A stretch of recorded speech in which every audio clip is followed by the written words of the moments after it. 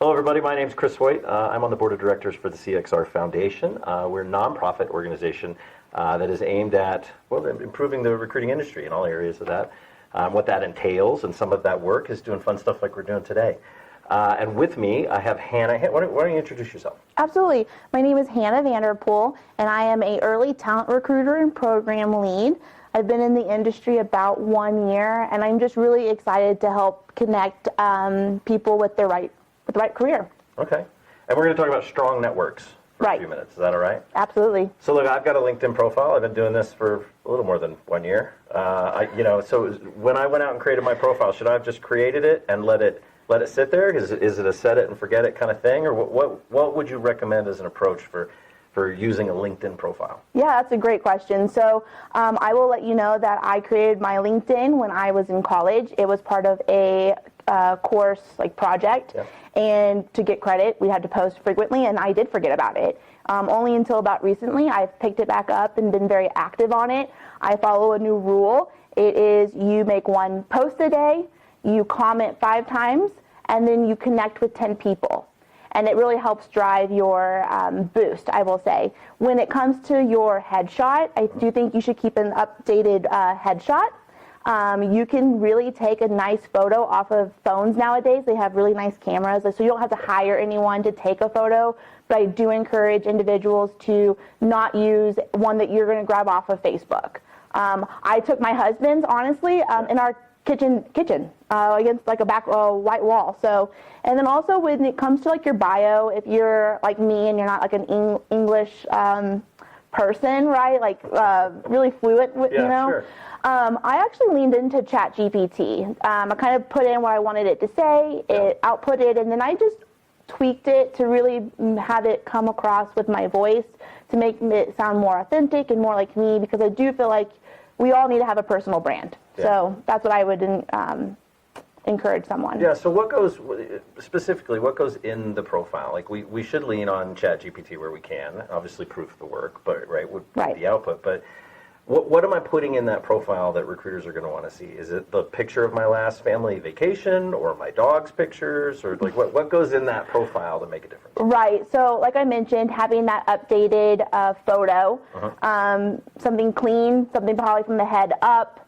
Definitely need to update that bio, and it's maybe 1 or 2 sentences, nothing crazy, something that you can put skills in it, things that you're passionate about, and things that maybe you have accomplished. I also would encourage people to put an updated resume on it, and then they also have an element where you can put, they call it the green banner. So if you are looking for work, you can always make it known to recruiters that you are open to new opportunities. Okay. So let's talk a little bit about that element of networking, right? And networking events. I think we've done another interview. We had another chat where we talked a little bit about that elevator pitch. Right. Can you share your ideas, Hannah, about how that gets put into practice at a particular event, or we could start with virtual versus live? Right. So I'm a big proponent for networking opportunities. I think that they are really impactful, and people say nothing worth in life is not worth putting yourself out there and getting over that scariness. Networking events can come across as scary.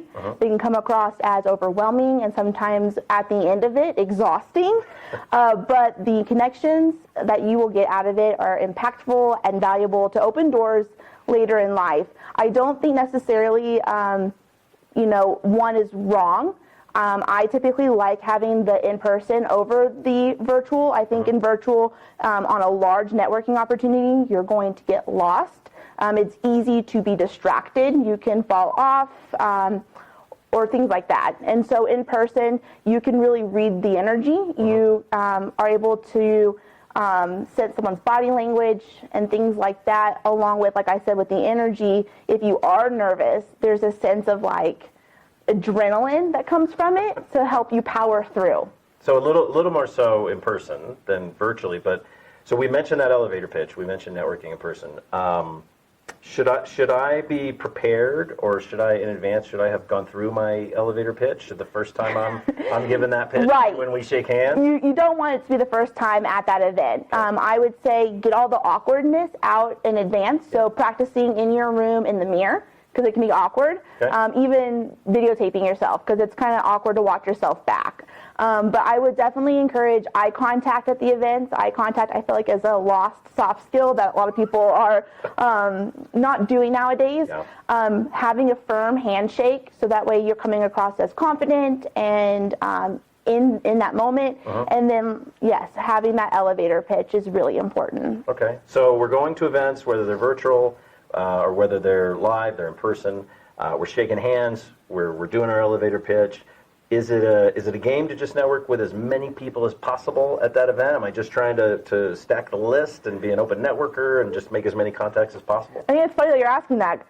This is not social media. This is not as many followers like on TikTok and Instagram. Right.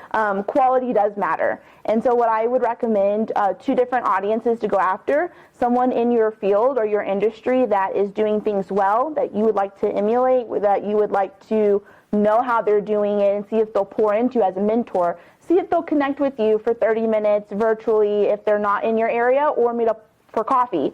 The other type of network I would say would be for the company that you're wanting to go after, for the job you're wanting to go after, find them on LinkedIn.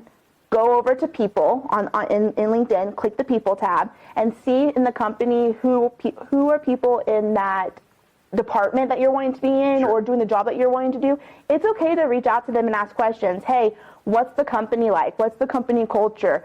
Is there any tips you could give me? I'm about to interview, with so-and-so. Yeah. I think leveraging that is also really impactful. Okay. Last question for you. Yes. I've left the event. I'm at home now. I'm recharging my batteries. Am I done? Am I just waiting for the phone to ring? No, there definitely needs to be follow-up. Okay. So I really do think it really depends on, so going back to that elevator pitch, I know there was another training video, but I was always told that at the end of my elevator pitch, I should always ask for something, whether that be, do you have any opportunities? Can we connect again? Tips and tricks, things like that. So depending on what you're asking, I think would depend on the follow-up. So whether that be a phone call, a email, a message on LinkedIn.